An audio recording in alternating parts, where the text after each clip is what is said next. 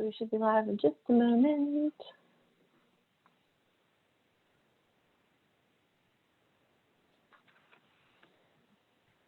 And I think we are, yes, we are live. So hello, welcome to the Escondido Public Library Virtual Author Chat Series. Today's chat is in partnership with Mysterious Galaxy Bookstore. We're your hosts for today. I'm Jessica Buck. I'm Eveleen, Crouthamel Outreach Coordinator for Youth Services. And today we're joined with author Sam Subity. I'm gonna do a little intro here. Sam Subity loves writing stories that explore the magic and wonder of being a kid and is thrilled to share his writings with readers everywhere, both the young in age and the young at heart. When he's not writing, you might find him running the trails of Northern California where the endless, winding miles past fog and ocean inspire stories of adventure and mystery. That sounds so cool. Or he might be mowing his lawn because that's what adults sometimes have to do. But in either case, Sam is very likely imagining himself fighting mythical creatures or at the prow of a dragon ship, feeling the wind and sea spray on his face alongside his own Viking queen and their two Vikings. His greatest hope is that in reading his books, you too may be transported to another place where, for a little while, you can exchange the ordinary for the extraordinary. His book, The Last Shadow Warrior, comes out May 4th. May the 4th be with you. You can pre-order today from Mysterious Galaxy or at a local bookstore near you. Yay, welcome. Thank you so much for joining us today. We are very excited Thanks that you're so much for having here. me. This is awesome. Yes. And I want everyone watching to know that if you have any questions for Sam, you can just plop those into the comments and we'll ask those as they come up. And yes, purchase the book from Mysterious Galaxy in today's Independent Bookstore Day. So it's even more of a reason to buy books from your local bookseller. And before we get to all the great questions we have, Sam will be reading a little from The Last Shadow Warrior. Cool. Yeah, so this was originally, I think, going to be a few weeks after my book published. So today we're getting a preview, I guess. The book actually comes out May 4th. It was originally scheduled for April 6th, but you know, with pandemic stuff happening, things get changed around. So here we are. It's about 10 days away. So I'll read from the first chapter. And the setup for this chapter is basically Abby, who is the main character. Abby Beckett is 12 and she is at home. She's doing some training in her basement, or Viking training. And her dad has just left to go to the grocery store. So she's home by herself and she's just heard a noise upstairs and so she's gonna go check out and see what's going on up there. So I extracted the last thing I ever gave my mom, a yellow piece of notebook paper from the drawer and unfolded it, pressing its corners flat on the desk surface. On it, a crayon drawing showed stick figures of Mom and me, battling a giant green monster with sharp, pointy teeth. My Little Grendel Hunter was written in one corner in Mom's neat handwriting. I traced the letters with the tip of my finger. I'll finish what you started, Mom. My whispered words felt small, quickly swallowed up in the settling gloom. Was it because I wasn't sure I could keep that promise? I was already sort of past the expiration date when most Acer kids start to show signs of special abilities. And with each passing year, it became less likely. Thump. My pulse leapt. I twisted my head to stare up at the ceiling. What was that? Probably it's the wind banging a tree branch. Smash! The sound of glass shattering. Okay, there was no way that was the wind. My eyes flicked toward my wooden axe on the floor, then to the weapons hanging on the wall. Sure, I wasn't supposed to use them, but if there was someone upstairs, I was totally not going up there with a toy axe. Dad wouldn't understand. I crossed to the wall and selected a short one-handed sword, better for fighting in close quarters. Then I turned toward the stairs. At the bottom step, I paused and listened. Nothing. Silence. At the top of the stairs, the door stood open like Dad had left it, but at my angle, I couldn't see anything except the light fixture over our kitchen table. It was off, the shadows of late afternoon stretching toward it across the ceiling. My hand was trembling so badly I thought I might drop the sword. Some warrior I was. I could always call the police, right? With a groan, I pictured my cell phone charging on the kitchen counter. A lot of good that did me down here. But then I could always wait for Dad to come home. He'd said he wouldn't be gone very long. No, I needed to show him I wasn't just some little girl anymore. I could take care of myself. And maybe he'd already come back and was in trouble. I forced myself up one step, then another, placing my foot carefully each time. About midway up, I remembered the squeaky step. Which one was it again? The fourth from the top, I think? Or was it the fifth? Ugh, I couldn't remember. Could I somehow vault over both of them? Likely I'd end up falling down the stairs and making an even bigger racket. Okay, eeny, meeny, miny, creak, arg. Well, there went my element of surprise. I quickly covered the remaining stairs to the top and pressed my body flat against the wall next to the door frame. It had been, what, 2 or 3 minutes since I heard a sound up here? I replayed the noises in my mind. Maybe Dad had forgotten something and come back. Yeah, that was probably it. Our little suburb of Charlotte wasn't exactly an epicenter of criminal activity. I was probably making a big deal out of nothing. Still, Dad, I called out. Nothing. Dad, a little louder. No response. Okay, so we probably got whatever we needed and left again. I was just being a big baby who can't be at home by herself for 20 minutes. I lowered my sword and stepped out into the kitchen. My overactive imagination, that's when I saw the shattered glass on the floor. The curtain lining the French doors of our back patio stirred gently in the breeze. The door itself stood open, one of its panes smashed out. I instantly jerked my sword up again, nearly slicing off my own ear. Maybe Dad had a point about waiting to use real weapons. The blade wobbled even worse than before. I was probably more dangerous to myself than any intruder. The only sound other than the thudding of my heart in my ears was the ticking of the clock on the living room mantel. I swiveled my head side to side, quickly surveying the room. The dying sun left me in a gray twilight where every shadow and object seemed to loom with sinister intent. In the corner of the dining room, I could just make out Dad's desk. Every drawer stood open, papers, pens, and file folders strewn across the floor. Fortunately, whoever had done it appeared to be long gone. I hoped. Bzzz. I about jumped out of my skin. What was that noise? I swept the rooms with my eyes. It seemed to be coming from the kitchen. I took a tentative step in that direction and then another. At any minute, I half expected a figure to fly out of the shadows. In a few more steps, I stood in the entryway to the kitchen. I tilted my head to the side and listened, trying to pinpoint the source of the noise. Bzzz. Then I saw it. A small object in the middle of the kitchen floor, obscured by shadows thrown from the dim light of the range hood. Everything about this screamed wrong, get out now. But I stepped into the kitchen anyway. In 2 quick strides, reached the source of the noise. I crouched down to get a better look at it. What? There in the middle of our kitchen floor, an old wind-up toy Viking ship lay vibrating. I recognized it as one Mom had given me when I was probably 4 or 5, but I hadn't seen it in forever. When I picked it up, the tiny oars on the sides of the ship whirred into motion, no longer obstructed by the floor. I pinched the wind-up mechanism and spun it forward. The oars spun wildly for a few seconds and then stopped. Where had this come from? A faint glow caught the edge of my vision, and I turned toward it. In the center of the dark glass of the oven door burned a strange red glow. Was the oven on?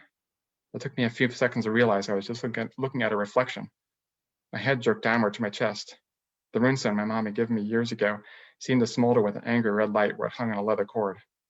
I snatched the stone in my hand and pulled it closer to my face. The Norse rune Algies, protection, life, in the shape of a trident shone in crimson against the coal black surface. But it was upside down. What did that mean? I could guess. Danger. Death. As I squatted there inspecting the stone, a tiny tickle at the base of my skull warned of her presence behind me. I whirled, dropping the toy ship and bringing my sword up in the same motion. My heart hammered as my eyes searched the darkness.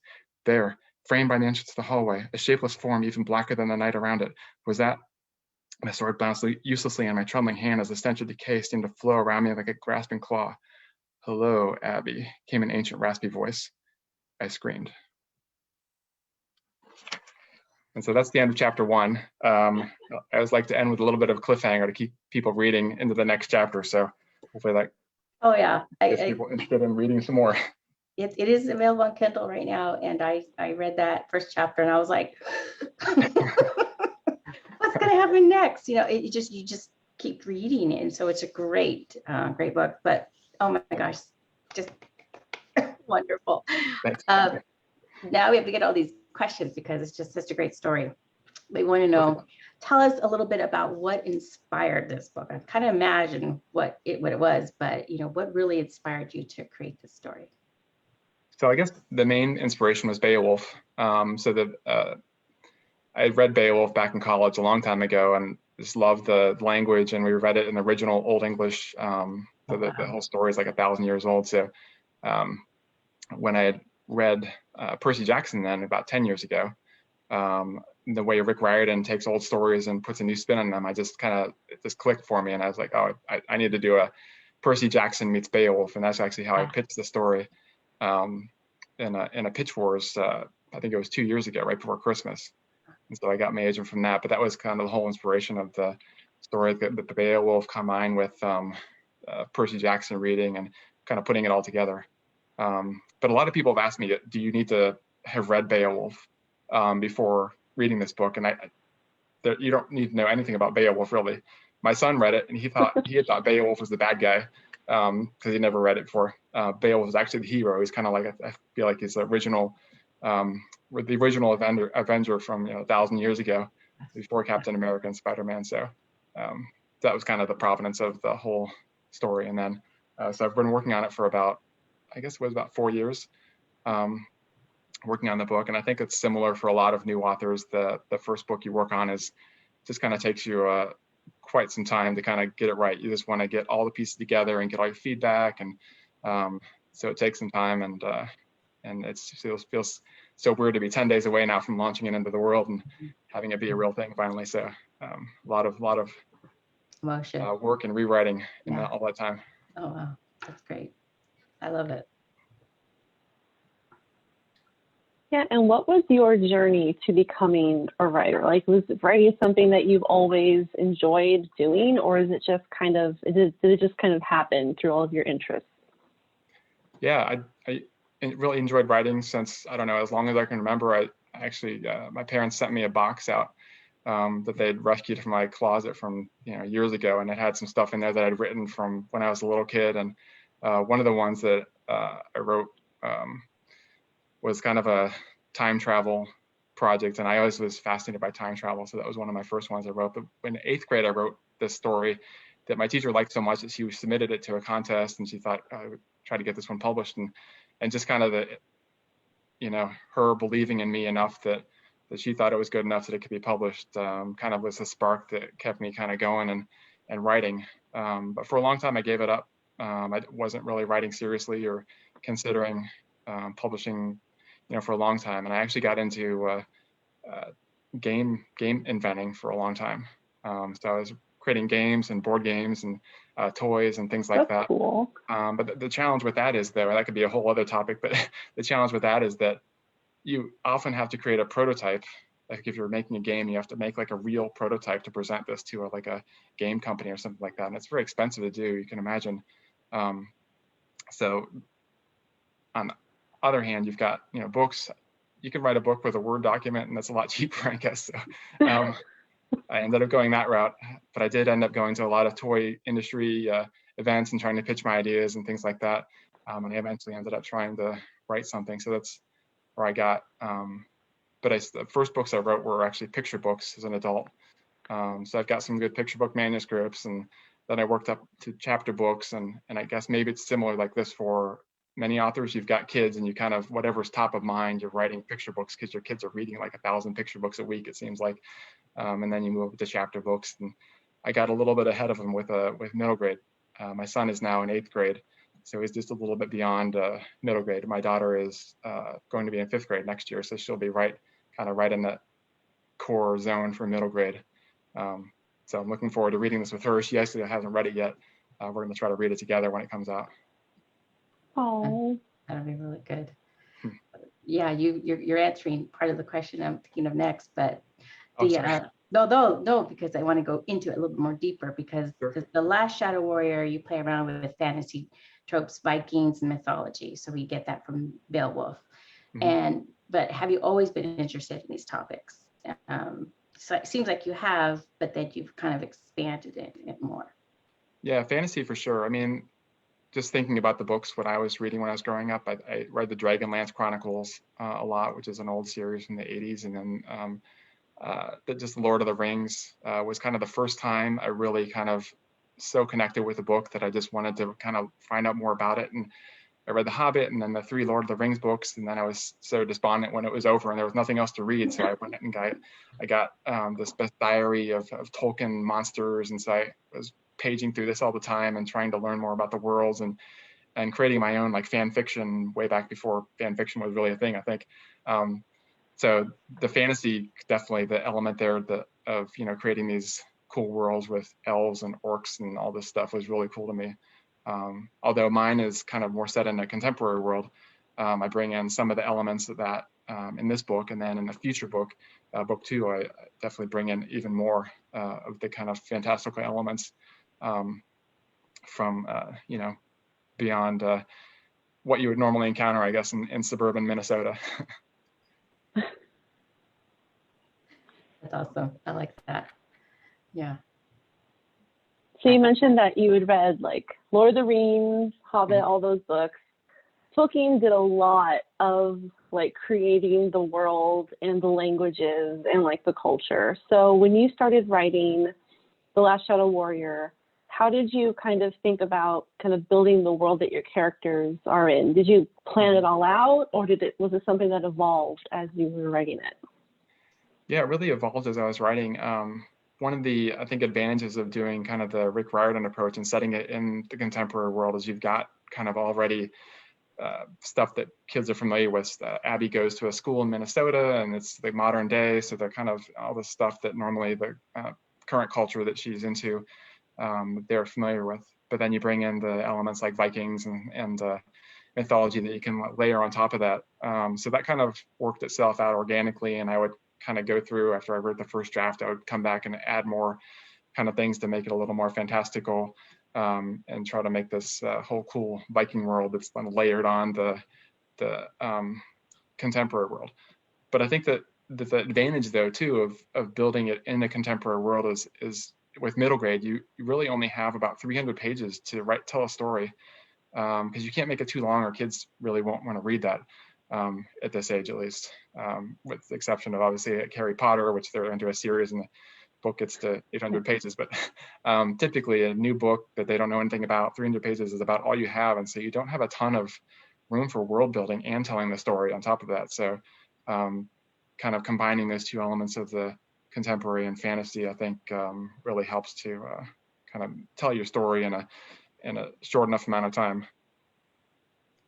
Was that a strategy that you decided on, or was that something that it was just easier to start the story involving the modern world because you already know how that works? Sorry, I'm adding on to the question now. No, that's great. I think that I think it just makes it interesting for kids. Kids are always interested in kind of that aspect of secret things that they don't know about, right? In the real world, it kind of exists contemporaneously with us. So, for example, Abby finds this hidden elevator in her office, or in her school. Just things like that are kind of like these secrets. And I think it's kind of the same thing as like with Harry Potter, where you've got this whole Muggle world that exists, right next to the normal world. So that's kind of the same direction I wanted to go. And already I've seen a lot of comparisons to Harry Potter, which I think is inevitable for anybody writing fantasy these days. But ultimately, if I could be compared to Tolkien, that would be the ultimate compliment, I think, because that's really kind of the author that's influenced me the most, I think, in terms of creating new worlds. And I mean, I'm not going to be able to write whole languages and create whole languages like he did. That's pretty amazing. Yeah. But, I'll get started slow with a new book. He had a lot more time. Maybe my fourth book I can make my own language. Yeah.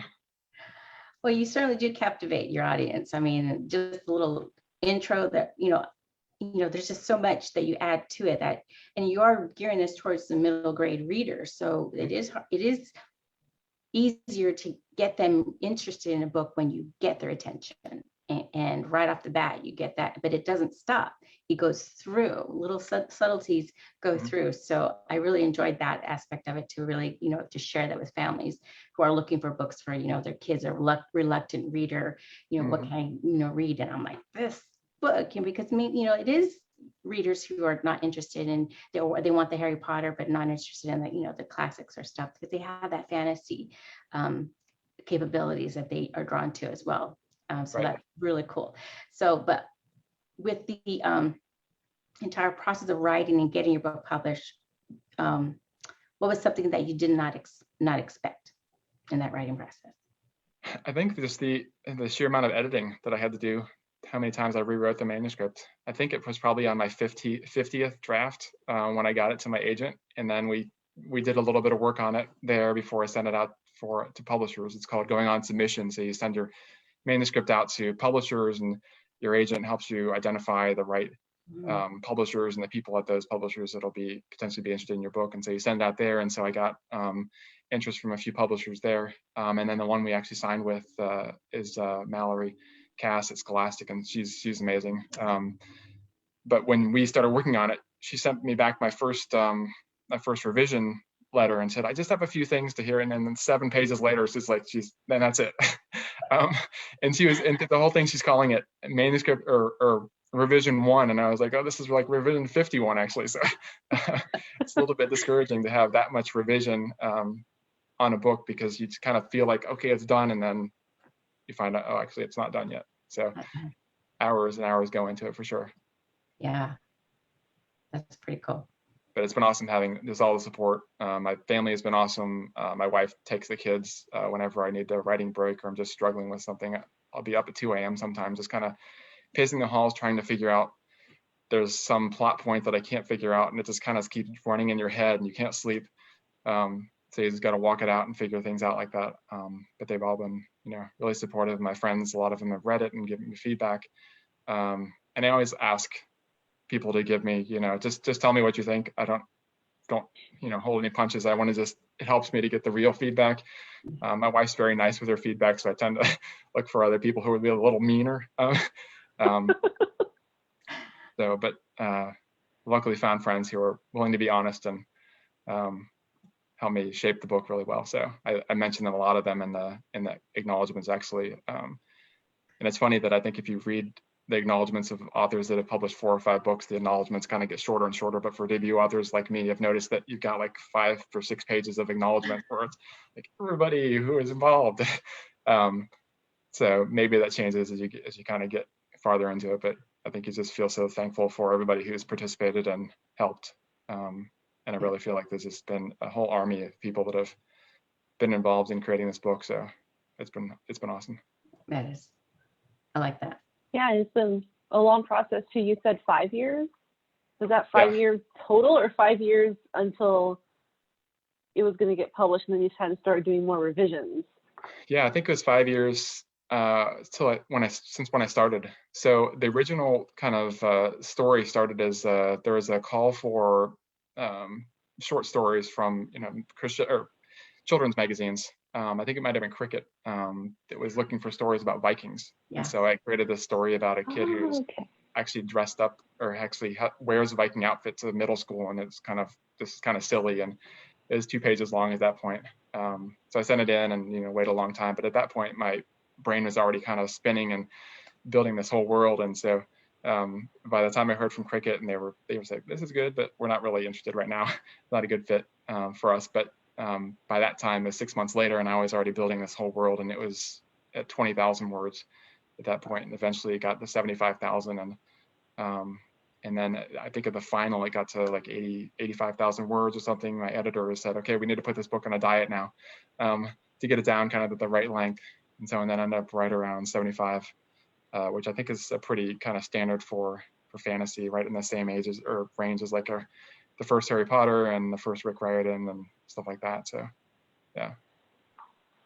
That's awesome. And you mentioned before that you've written other things that haven't been published, and it's for different age groups.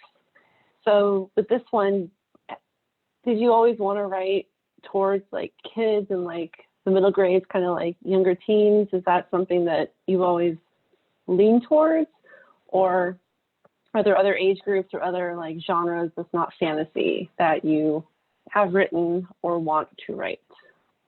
Yeah, it's an interesting challenge for a writer, I think, because there's a lot of discussion about kind of staying in your lane as an author. You're creating your brand. So once you write a fantasy, middle grade, that you kind of want to stay there to kind of build your brand so that people know what to expect from you. But with reading, I just kind of read all over the map. I read pretty much everything, and it kind of is hard for me to think about just staying with one genre, because I'm interested in lots of stuff, like mystery and fantasy and picture books. I mentioned I read some picture books, so I definitely have a lot of different interests, and I want my writing, to reflect that down the road. So we'll see. The plan is for this book to be a three-part series. The original Beowulf has 3 bad guys, so kind of it's a natural fit for a trilogy. So I wanted this book to be kind of the series to be a 3-part, to kind of carry that all the way through. and people that have read Beowulf or are interested in checking it out, I think they'll kind of see some scenes where like, oh, I see what you did there. I see how that's connected now. Similarity, connection, That helps out. Yeah. And for kids, I always recommend if you don't want to read Beowulf, this whole story is only like 100 pages, so it's very short. But there's actually a guy that did a Lego version of Beowulf on YouTube. So it's in like 7 minutes long. He tells the whole story of Beowulf with Legos. And it's like stop motion and pretty quick overview. But anyway, so back to the original question, sorry. So I think, I would love to do different things with my writing. I'm got a middle grade horror in mind that I like to write.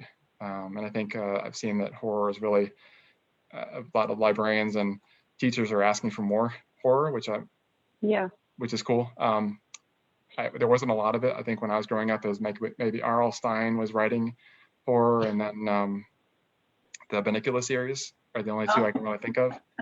Schwartz with his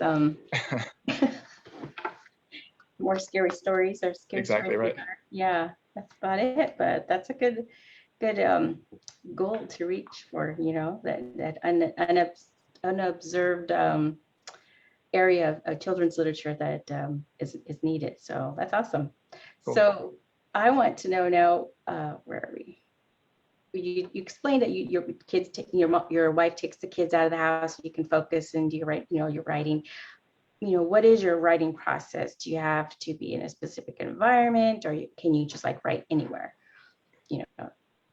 Yeah, for me, I need to be in pretty much silence, and I've been kind of that way all the way. Even when I was in school, I would need to be kind of headphones on and not music, but just blocking out every noise. So that's how I work today. And when I'm drafting, I like to do it without any feedback whatsoever. I mean, that goes to one of Stephen King's things for writers is you have to write your first draft for yourself with no feedback from the outside world. And so I'm kind of like that too. I don't want anybody to look at it, anybody to ask me any plot points or anything. I just want it to be mine for a while, because I don't want to be, discouraged if they don't like an idea, or ultimately encouraged and I go off in a different direction than I was planning originally. But when I start drafting, I tend to use a Notepad and Word, or not a Word, but with Notepad, which is a plain text editor, because that way I don't even get feedback from like Microsoft Word saying you spelled this word wrong, or that comma's in the wrong place, or I don't even want to know. I just want to write and not be bothered by anything for a while, just to kind of let the creative process flow and keep going. So that's kind of me. I just need to be kind of completely closed in and writing, and then eventually I'll get share it with people and start getting feedback, and let Word start complaining about all the Viking words that it thinks I misspelled because it doesn't recognize Canataliker and things like that. But because I included a lot of things in here, and I actually have on my website a Talk Like a Viking resource, so that helps with all the different kind of Viking words I have in there. So like Aesir, for example, is one of the things that Abby wants to be. They're like these super Vikings. So that's one. And then Canataliker is the game that she plays in the book, and that's actually a real Viking game. But these are kind of words that I think people, when you see Scandinavian words a lot, that there's not a lot of vowels in them, so it's hard to know how to pronounce particular things. So I thought I'd put that on my website to help people with that. So that's helpful. That's helpful to have that in there. But it's fun too, because you're learning another part of a language and a culture that was really once here, but to read it in a literature, in a story based is was fun. It's fun to read. That's cool. Thanks. And I think teachers or people when they read it so far have not realized, I guess, that there's a lot of the historical stuff I've put in there. So I actually made a separate supplement there for kind of fact versus fiction that I probably should have put in the book on second site, but I think that I wanted to incorporate a lot of real stuff, like Canataliker I mentioned is a real game that they played, but there's all kinds of things that I mentioned, real people and things from Viking and Scandinavian history and Norse mythology that is all kind of incorporated in there. So I read, I don't know how many books on Norse mythology. It's so interesting just to kind of explore these myths that are just so fun and funny, but they're also just super weird sometimes. Like there's a a Viking or a ship made out of toenails of the dead, and it's just kind of strange stuff that you're like, what? What even is that? So, but it's fun. Yeah. Sorry, I'm kind of What rambling. did I you guess I got away enjoy? from your questions. No, So. no. I just keep thinking of questions like, no, it's going to take us way off topic. I'm not going to ask that. So I'm going to stick with the questions that we have. And if there's time, I'll come back to the questions I keep thinking. So Awesome. What did you enjoy the most about writing The Last Shadow Warrior? The most about writing, I think, and maybe this is probably true for a lot of authors, but I think just connecting with kids after you write the story, it's just awesome to talk to kids. And I did World Read-Aloud Day back in February and kind of previewed the book for a bunch of kids all over the country. And one of the kids, I was doing the World Read-Aloud, and he holds up on his screen a sign that says, "This is so good." And just stuff like that. It's so neat to see that for the kids' response. And then a lot of the kids wrote me letters afterward and were asking me things about writing and things like that. And one girl said, "I was too shy to ask this in class, but do you really like writing?" So I'm working on responding to all those kids and just sending letters back to them. And but just to see kids get inspired about writing and reading just from something that you've written is pretty cool. So I think that would definitely have to be my favorite part. Then on the other hand, just connecting with all the authors in my debut group. We've had, I know you talked to Kayla Rivera last week, and our 20 Wonders debut group at the 20wonders.com, there's about 40 or 50 of us that all have debut middle grades this year, running the range from contemporary to novels and verse and fantasy. So just meeting with all those folks and just building that kind of support, because we're all kind of in the same boat and stressing out about Goodreads reviews and what should I be doing to market my book, and all the stuff that we don't really know because we're just trying this for the first time. And it's been really awesome to have that support for sure. So I love that you had that 20 Wonders. I went and I looked through that to see all the different new authors that are publishing, and I was like, oh, that was a good one. I mean, my reading to be read list is now growing so long. I have no time. That's but awesome. It's so cool. And what an encouraging thing for all of you to do together. Whoever thought of that Twitter handle, that and hashtag, just kudos, because that's a great support that you get from each other. And you're all working at it the same way to get that book published. So that was really good, I thought, on your guys' part, to see everybody and see all their excitement for their works to be published. Yeah, that was really cool. Yeah, everybody supporting each other. And it was really I'm super thankful, because I think one debut author shared the original tweet where I was asking for authors to join the chat series. And I think that's how I got you and Kayla and other debut authors, because one of you shared it. And I was like, yes, thank you. That's awesome. Yeah. Because it's hard to go out and find everyone. Yeah. It's funny with author groups that you really just have so much support for each other. We're all just trying to, bring each other up and retweet each other's stuff. And we're all showing up at each other's launch parties and, putting all kinds of in the chats and stuff like that. So it's really fun. So you can't really author alone. I think it makes it hard to do. So just everybody together has been really cool. So for sure. Well, Zoom has really made it easier to get everybody together in one environment instead of flying everybody in one location. So I really enjoyed that part of it too. But what do you hope readers take away from The Last Shadow Warrior? So I think one of the main themes in the book is Abby really struggles with just wondering if she's going to be enough. And I've seen this in my kids too, about, my kids are always wondering what they're going to be when they grow up and whether they're going to be smart enough for this or, good enough to make this team or whatever. But Abby struggles with just whether she can follow in her mom's footsteps. So her mom was this amazing Viking warrior, basically. She was super smart and she created all these really neat stuff. And so Abby, her mom has died about 4 years ago before the book starts.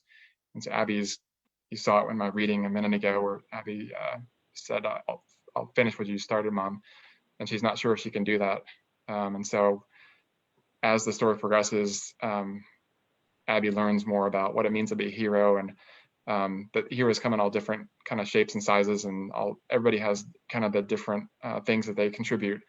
and she meets up with these two people, Grimsby and Gwyn, who become her best friends through the book, and they all contribute different parts to the success of the book or the success of the story. And so I really want kids to take away, kind of see something in themselves and try to see that, you know, there's a hero in them too, that, you know, that they've got some special skills that, you know, they might not even realize, but they're worthwhile, and that they're, I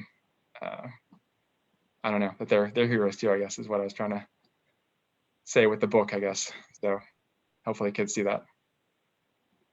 Because Abby, I think, struggles with the same kind of thing. She's got this lineage of Viking blood, but she has bad hair days, and she struggles to get her pre-algebra homework done and stuff. So it's similar to stuff that kids deal with. But she's also got this whole thing where she's got to save her dad's life too. So no pressure. Yeah, no pressure, right?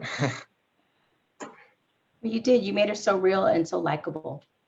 I'm enjoying the book, and I know people who can't wait. They can download it, yay! But if they get to wait for the book and order from Mysterious Galaxy, you'll enjoy the book too. It's a great big book to share.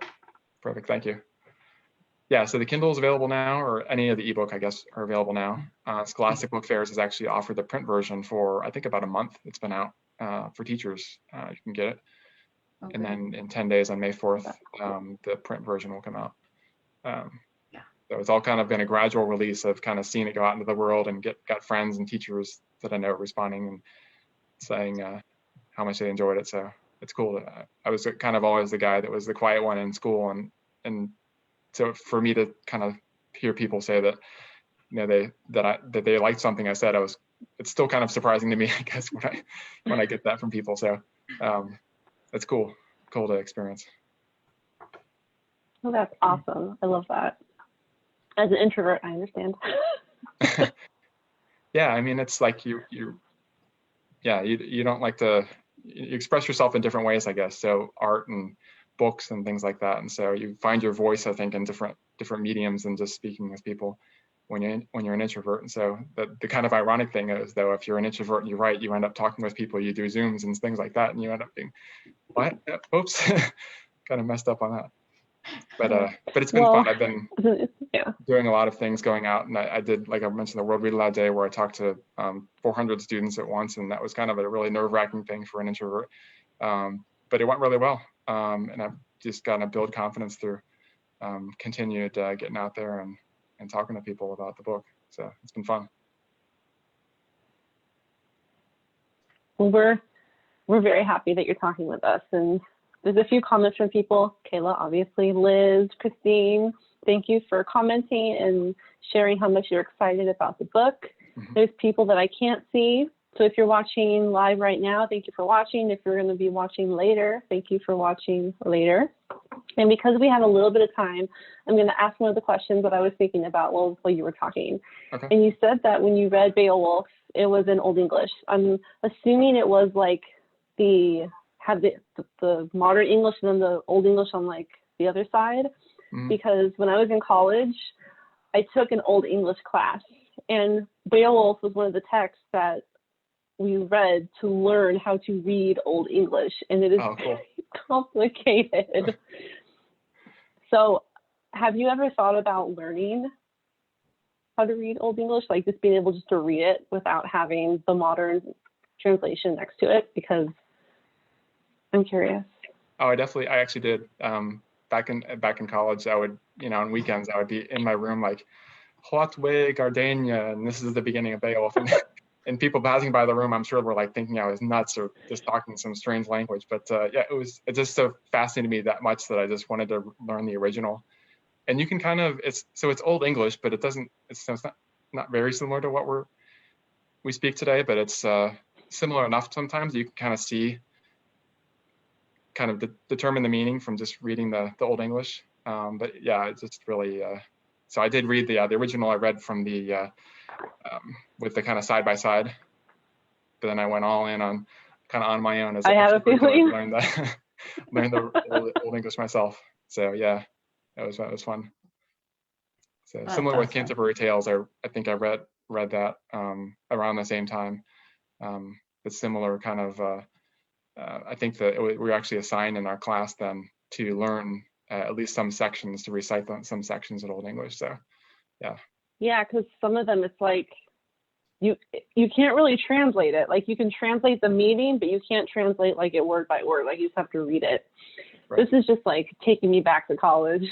Well, it's funny, you can totally, I mean, I don't want to go off on a way tangent here, but even the first word of Beowulf, which is what, there's been so much like full scholarly articles written on what that word actually means, how it translates. There's people are saying it means alas, it means low, it means, all these different things.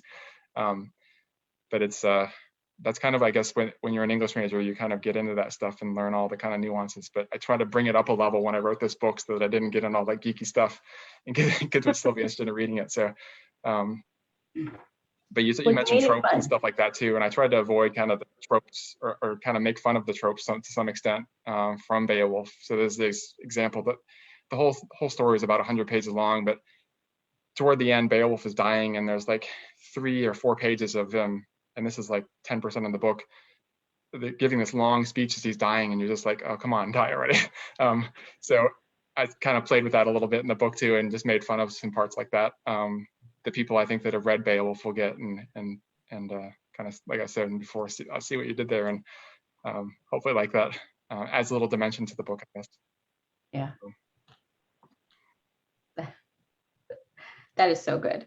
I really enjoyed that. I like that you put some of the words phonetically in the book so that you knew how to pronounce it instead of just placing the word in there and you're like, what is that?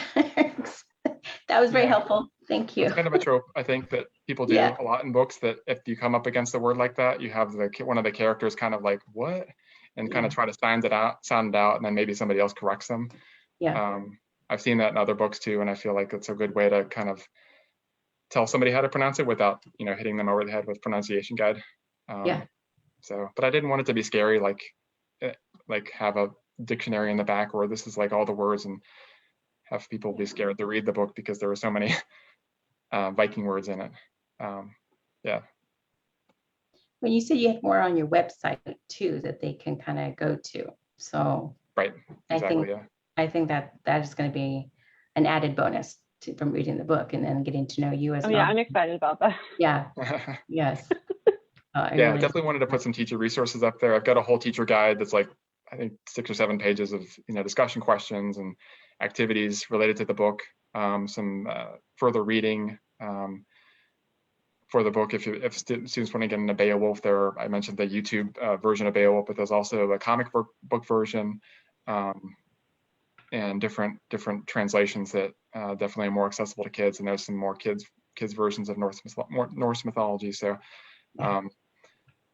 I'll recommend those, and kind of hopefully help teachers to build a curriculum around mythology if they haven't included Norse mythology before as part of that. Because I think typically in schools you get Greek mythology is pretty common, and I don't know if you go much beyond that. Usually Greek and Roman is the kind of the main ones you learn, but Norse is just super interesting, I think, and it's hard not to like people like Thor or gods like Thor that are just kind of these bumbling guys that are really funny, but they've got this super hammer and he kind of solves every problem by just smiting somebody with his hammer, and that's the end of the story.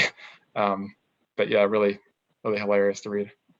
Yeah, you really delve right into that, the Norse mythology, and when you brought up Thor, you do bring that into kind of the today context of the Marvel, the Thor history, where a lot of kids are starting to read more or have an interest in that type of mythology because of the movies. So you're kind of enhancing it, but also educating them the correct way of Norse mythology and stuff. So I really enjoyed that aspect of it. It's not just a TV show. It's not just a movie. It's there's books that really teach about it, and there's a language too. So they can go really deep into it and delve into it.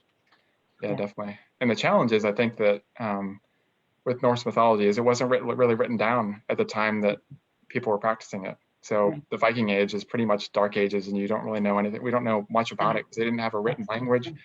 They had these stones that we found that have some inscriptions on them that we have to try to interpret, but they didn't have any of this stuff written down. So the first time it was actually written down was about 500 years after, by this guy in Iceland. And so that's the oldest we have. And there's so many different mentions of gods that get mentioned one time and you don't know anything else about them. Or Canterbury, for example, it's mentioned, but they don't say how to play it. They don't say what gear is used for it. So it gave me a lot of latitude as an author to kind of just make up my own version. But it's just interesting to have all this kind of stuff that we don't know a lot about because it wasn't written down at the time. So trying to reinterpret history. That's awesome. I love it. I wish we had like another hour to keep talking because I feel like it would be very easy. But I'm going to get to our very last questions. So this is the one that we always ask at the end, towards the end. What is your favorite library memory? Yeah, so I thought about this. My favorite library memory, I think, is actually not book related, but we had this, and my mom just sent me a picture of this about a year ago. We had a stuffed animal parade in my library when I was maybe 3 or 4. And so I actually got in the newspaper. My photo is in the newspaper for holding my stuffed frog. It was in this parade. And the weird thing was that my little brother actually won the stuffed animal contest. But they took a picture of me for some reason and put me in the paper. But that was neat just to kind of have that memory, because we had a little library that was I think it was an old fire station that was converted to a library. But it was the only one in the town, and so we would go there all the time and do all these activities. So I just remember going there with my mom all the time, and my 2 brothers and I would just kind of wander around and pick books off the shelves, because there wasn't really a middle grade or young adult back in the 80s. I think it was just kind of books, so you just kind of grabbed stuff off the shelf and that looked interesting based on the cover. And so we would read all kinds of stuff. I would read Agatha Christie and Arthur Conan Doyle and all kinds of just kind of random things, I guess. We'd bring it home, and then every week we'd come home with like 20 books and read those and go back. And so I think that's kind of my favorite memory, is just those days of going and checking out all the books and being able to just have all that free time to read, because I don't feel like I have a lot of free time anymore to read. I just kind of stuff it into the corners of the days when I can. And I don't know if you guys feel the same way. It's just kind of. Oh yeah, there's always a book I need to read and I don't have time, and I want to read these other ones. You go into a bookstore, you buy 3 and you want 5 more. And so, or you check out a bunch and you don't get to them, you take it back. You have to take them back. Yeah, and you feel so bad about this. The TBR next to your bed, you've got like 20 books there and you can't get to all of them, and so you have to kind of skim some sometimes, or because I'm kind of the person that I have to finish a book once I start it. I just kind of feel like I have obligation to it, so I have to go through the whole book. So I always am really choosy about what books I read, because I don't want to get stuck with a book that I really don't like. But then my wife will just jump ahead and she'll just read the end and close the book and she's done. Reads ahead. That's what I have to do. If I don't like it, I at least have to read the ending, because leaving it unfinished, I don't know why. Like, I cannot just stop reading it and not know how it ends. I have to know. Yeah. I get that. Yeah, she just gets stressed out, I think, she likes to read the kind of the mysteries and things like that, but she needs to know the end, so she's not too stressed out as she's reading it, I guess. And so as an author, I feel like, you can't read the end because the author spent all this time kind of nuancing everything and putting all the clues. And if you just read the end, you just kind of short-circuited the whole process. So, but yeah, that's typically what she does. But I'm there plotting through the whole way. If it's very like anxious, or if it's a movie that's very like nerve-wracking, like I'll have to just look up the ending online, and then I'll be able to like watch it without worrying. Right. Yeah, exactly. Or yeah, you guys should watch movies together. It'd be perfect. You just watch the ends and be good to go. That's hilarious. I like that memory of your library as a child, being, working in youth services. That's we're all part of you. You have to get that reader at a young age. And by offering library programs, now with the pandemic, it's all virtual. So we offer a lot of crafts, take and make kind of things. And that is really fun to see the kids come in and they grab that and they're excited. And then but I do miss having the programs at the library and seeing their faces light up. And so I know just having your picture of that, see that stood in your mind for all this time because it was such a connection you had with your library. So I thought that was really sweet. Yeah, the stuffed animal parade. I don't really remember the parade that well, but I remember just the photo because it was in the newspaper, and I felt like I was famous for using the little local newspaper. But it's funny because my daughter actually loves those crafts that you mentioned. We go to the library and they've created these bundles where you can just get like a recommended bundle of like the adventure bundle or the comedy bundle or something like that. And so she'll ask for one. It's all these chapter books she's never read before, and she loves getting this because it's like a mystery grab bag of books. And they just hand it over to her, this stack that's all rubber banded together, and then they give her a craft too. And so she loves going to the library and picking those up. So I think that's been her favorite part of the pandemic, actually, is just all these books that she gets to read. Wow. Oh, that's sweet.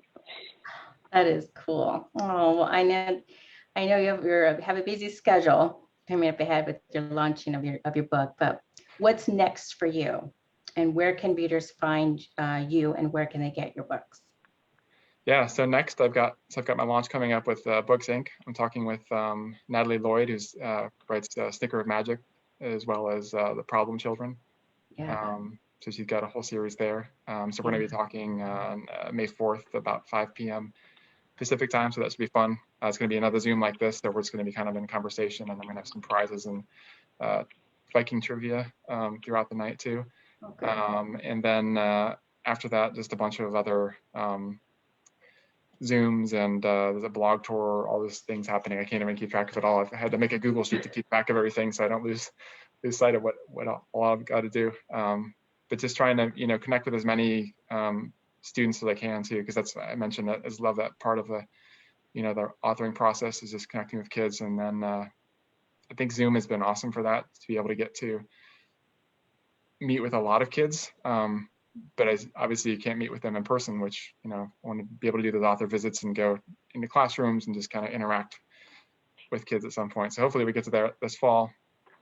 Hopefully the Scholastic book fairs get going again this fall, because I really miss those. And some of my books, Scholastic, I want to see it. It'd be cool to see it on the shelf there walking into a book fair. But in the meantime, so samsubity.com is my website, and I've got the links for the pre-order.